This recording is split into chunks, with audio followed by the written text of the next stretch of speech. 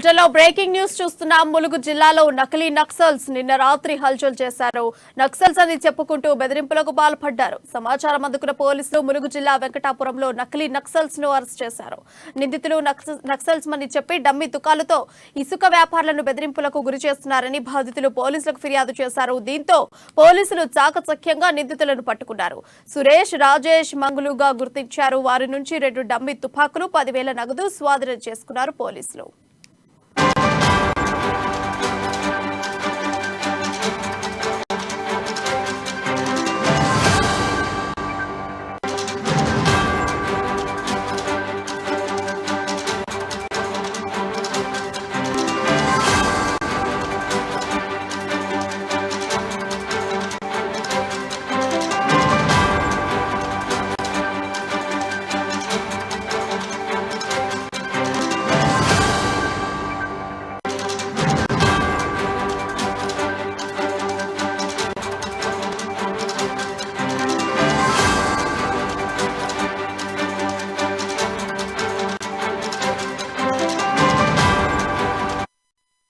Breaking news చూస్తున్నాం. ములుగు జిల్లాలో నకిలీ నక్సల్స్ నిన్న రాత్రి హల్చల్ చేశారు. నక్సల్స్ అని చెప్పుకుంటూ బెదిరింపులకు పాల్పడ్డారు. సమాచారం అందుకున్న పోలీసులు ములుగు జిల్లా వెంకటాపురంలో నకిలీ నక్సల్స్ ను అరెస్ట్ చేశారు. నిందితులు నక్సల్స్ అని చెప్పి డమ్మీ తుపాకులతో ఇసుక వ్యాపారులను బెదిరింపులకు గురి చేస్తున్నారని బాధితులు పోలీసులకు ఫిర్యాదు చేశారు. దీంతో పోలీసులు చాకచక్యంగా నిందితులను పట్టుకున్నారు. సురేష్, రాజేష్ మంగులుగా గుర్తించారు. వారి నుంచి 2 డమ్మీ తుపాకులు, 10,000 నగదు స్వాధీనం చేసుకున్నారు.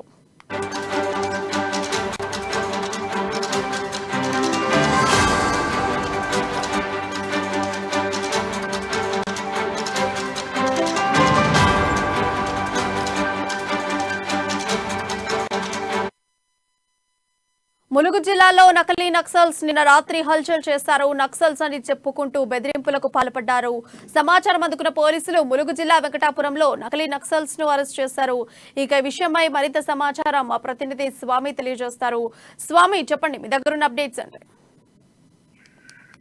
రైట్ ప్రియం, మొత్తానికైతే ములుగు జిల్లాలోని కూడా వెంకటాపురం మండలంలో నక్సలైట్లు సంచరించారు. ఒక పక్క మావోయిస్టుల వారోత్సవాలు జరుగుతున్న నేపథ్యంలో కూడా ఇప్పటికే మావోయిస్టులు అయితే లేఖలు అయితే విడుదల చేసిన నేపథ్యం కనపడతా ఉంది. ఇదే అదనుగా భావించిన నకిలీ మావోయిస్టులు అయితే మాత్రము బొమ్మ పిస్తోళ్లు సేకరించి అక్కడి నుంచి కూడా వాళ్ళు వసూళ్లకు పాల్పడుతున్నారని చెప్పుకోవచ్చు. మొత్తానికైతే మా ములుగు జిల్లాలో కూడా ఒక హాట్ టాపిక్ గా మారిందని చెప్పుకోవచ్చు.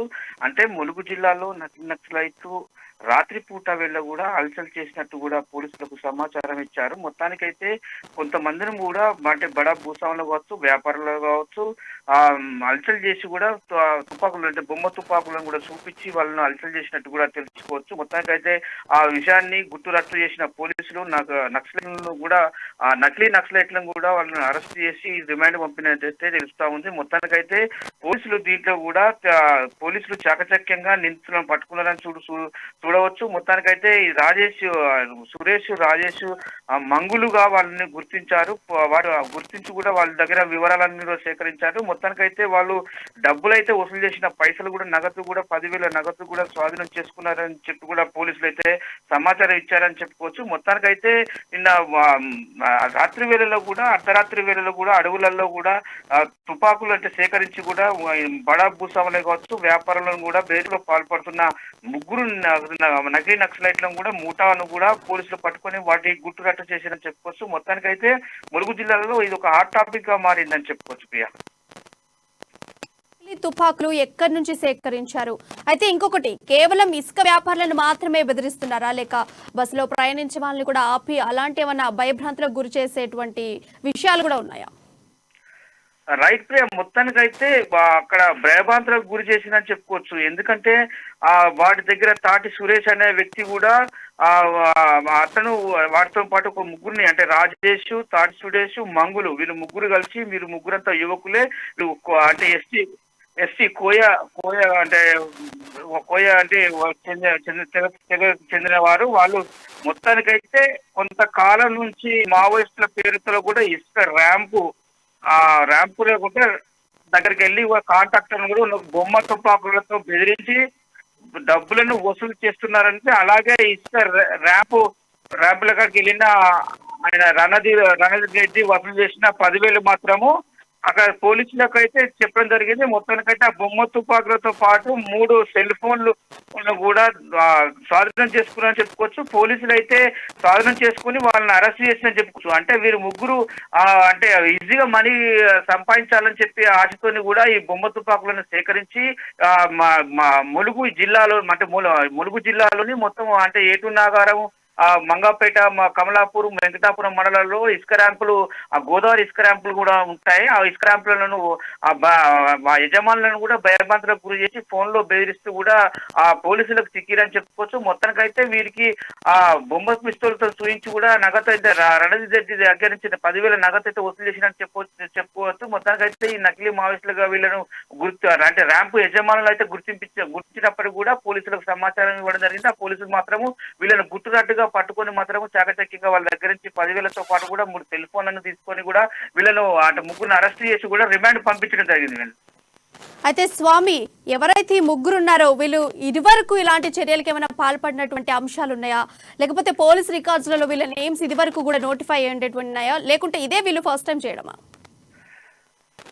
రైట్, మొత్తానికైతే ఇప్పుడు 20వ తారీఖు నుంచి అంటే ఈ నెల 20వ తారీఖు నుంచి మావోయిస్టు వారోత్సవం జరుపుకోవాలని చెప్పి కూడా మావోయిస్టులు ఆల్రెడీ మా లేఖలు కూడా విడుదల చేసిన నేపథ్యం అయితే కనపడుతుంది. మొత్తానికైతే ఇదే అదునుగా చూసుకొని ఆ ఏజెన్సీ ప్రాంతానికి సంబంధించిన ఎస్సీకి సంబంధించిన అంటే ఆదివాసులు యువకులు మాత్రం ఈ జలసాలకు అలవాటు పడి ఈ విధంగా అంటే ఒక ముగ్గురుగా ఏర్పడి ఇదే అదునుగా భావించి కూడా కాంట్రాక్టర్లను కావచ్చు, లేకపోతే ఇసుక ర్యాంపు కాంట్రాక్టర్లను కావచ్చు బెదిరించినట్టు పాల్పడుతుంది. ఇది మొదటిగానే గుర్తించు, ఎందుకంటే ఇప్పుడు రానున్నది ఇప్పుడు కరుగుతున్న నేపథ్యంలో కాబట్టి మావోయిస్టులను వారోత్సవం దృష్టిలో పెట్టుకొని డబ్బులు ఈజీగా సంపాదించాలని చెప్పి కూడా ఇవాళ పోలీసులను టార్గెట్ చేసి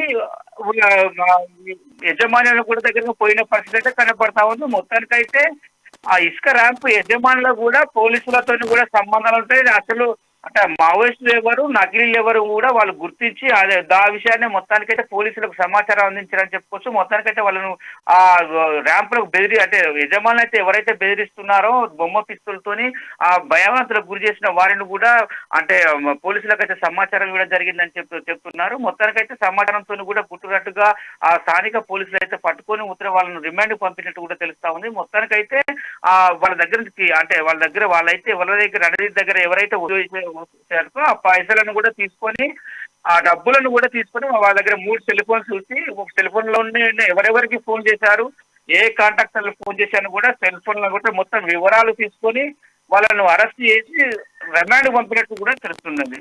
అయితే స్వామి, ఈ సురేష్ రాజేష్ మంగులుకి నిజమైన నక్సల్స్ తోటి సంబంధం ఉండి ఉంటుంది అన్న కోణంలో మనం అనుకోవచ్చు. ఆ విధంగా పోలీసులు ఏమైనా దర్యాప్తు చేస్తున్నారా?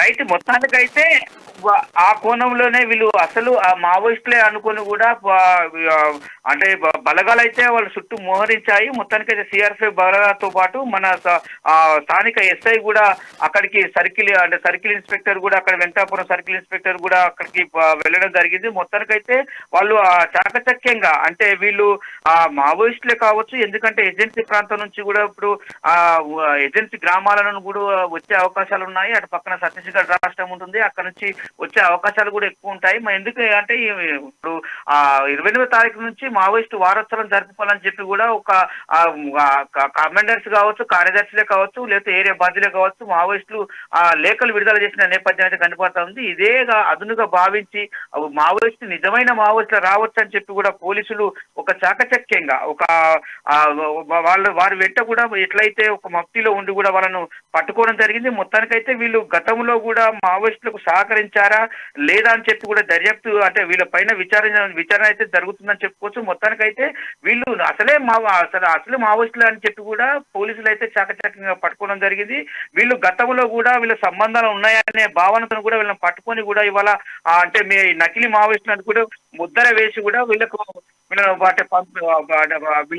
పోలీస్ డిపార్ట్మెంట్ లో అరెస్ట్ చేయడం జరిగింది. వీళ్ళ దగ్గర నుంచి పూర్తి అంటే ఎక్కడెక్కడ ఎవరికి కాల్ బ్యాక్ చేశారు, వీళ్ళకు ఎవరెవరితో సంబంధాలు ఉన్నాయి అంటే Maoist Vajedu Venkatapuram area committee పేరు మీద సుధాకర్ పేరు మీద ఇసుక కాంట్రాక్టర్ల వద్ద నుంచి డబ్బులు అక్రమంగా వసూలు చేస్తూ వారిని నమ్మదగిన సమాచారం మేరకైతే మాత్రం వెంకటాపురం పోలీసులు మాత్రం ఆ సిబ్బందితో కలిసి వెంకటాపురం గ్రామ శివారులో వాహనాలను తనిఖీ చేస్తున్న ముగ్గురైతే అనుమానాస్పదంగా కనపడ్డారు. వాళ్ళు అంటే గుర్తించలోపే పారిపోతా ఉన్నారని చెప్తున్న పరిస్థితి అయితే కనపడుతుంది. వారైతే పట్టుకొని కూడా అంటే అంటే వాళ్ళు మొత్తం చెక్ చేసి బ్యాగులు వాళ్ళతో దగ్గర ఉన్న బ్యాగులు కూడా చెక్ చేసి కూడా వాళ్ళకైతే అప్పటికైతే సమాచారం ఉన్నది. సమాచారం నుంచి కూడా పోలీసులు అయితే లాభపట్టడానికి అయితే వెహికల్ చెకింగ్ చేస్తున్న పరిస్థితి కనబడుతుంది. వాహనాల తనిఖీల్లో కూడా వీళ్ళు ముగ్గురు అయితే నకిలీ మావోయిస్టులు అయితే బయటపడ్డారని చెప్పుకోవచ్చు. Right, thank you Swami for you updates. ఈ రోజు అనగా అందాజా ఉండేట ప్రాంతంలో కొందరు ప్రభుత్వ నిషేధ మావోయిస్టు పాటించాం రాజుల వెంకటాపురం ఏరియా కమిటీ సుధాకర్ పేరు చెప్పి డబ్బులు ఇసుకరాంపురం కాంట్రాక్టర్ దగ్గర మరియు వ్యాపారస్తుల దగ్గర డబ్బులు వసూలు చేయడానికి వస్తున్నారనే నమ్మదగిన సమాచారం మేరకు నేను మరియు వెంకటాపురం ఎస్ఐ గారి మరియు మా ఇసుక కాంట్రాక్టర్లకు మరియు వ్యాపారస్తులకు మరియు రోడ్డు కాంట్రాక్టర్లకు మరియు సొసైటీకి సంబంధించిన వ్యక్తులకు ముఖ్యంగా తెలియజేయగా మావోయిస్ట్ పార్టీ పేరుతో డబ్బులు వసూలు చేయడానికి ఎటువంటి ఫోన్ కాల్స్ వచ్చినా కూడా ఎటువంటి లెటర్లు కానీ ఏ విధమైన సమాచారం వచ్చినా కూడా పోలీసు వారికి తెలియజేయాల్సిందిగా కోరుతున్నాము. దాన్ని బట్టి మేము ఖచ్చితంగా వాళ్ళను పట్టుకొని తిరుగుతామని చెప్పి ఈ రోజు అనగా అందాజా 1 గంట ప్రాంతంలో కొందరు ప్రభుత్వ నిషేధ మావోయిస్టు పాటించాం రాజుల వెంకటాపురం ఏరియా కమిటీ సుధాకర్ పేరు చెప్పి